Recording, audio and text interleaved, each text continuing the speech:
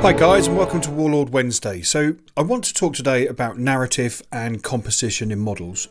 Okay, so you're going to say, what is it? What is narrative? Well, because you often hear me talking about narrative when describing models or gaming tasks. Well, narrative is quite literally a story. It's an account of events, whether they be true or fictitious.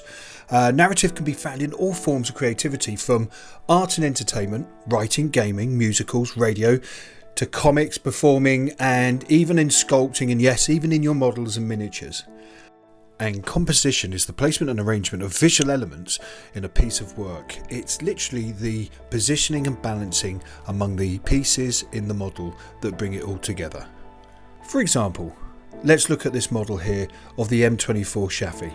By adding extra elements to this model, I've created narrative, a story through composition. Okay, you're thinking, what's this guy talking about? Well, let's take a closer look. When you look at the model, what do you see? Well, firsthand, I see a crew that seem to be at ease with their situation, taking time out between engagements, taking a little bit of time to relax.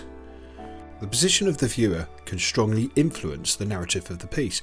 Not only do they influence the elements within the model, but it also influences the viewer's interpretation of the model. So let's look again.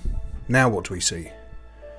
We see a crew that seems to be looking at something, or maybe they're firing at a distant target.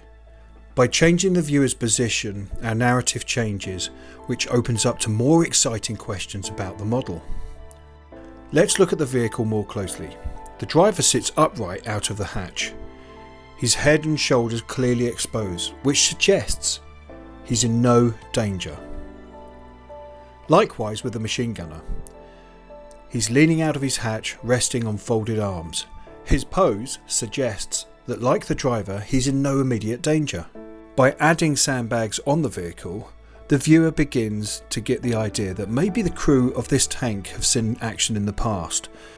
There's been history there.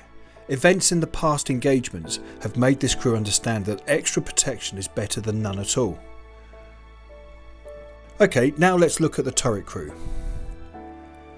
The crewman on the left, with the M3A1 grease gun resting on his lap, he's holding a flask in his other hand, as if he's offering it to the tank commander, while keeping his focus on something in the distance. And the tank commander seems to be preoccupied with whatever the tank crew are looking at. It opens up questions to the viewer and allows them to imagine their own story when looking at the model. Are the crew preparing for an ambush? Are the crew taking time to relax? Are they aiming at a target in the distance? Is the vehicle already on the move? Narrative and composition in model making brings your work to life. It makes them stand out from everyone else's. It allows you to present and create wonderful story-driven models that come alive on the gaming board when you play. Narrative and composition don't have to be complex like in this model. It can literally be the way you pose a single miniature, or how you place your stowage on the vehicle that makes it come to life. So next time you sit down to make a tank or put together a miniature, have a think about these two elements.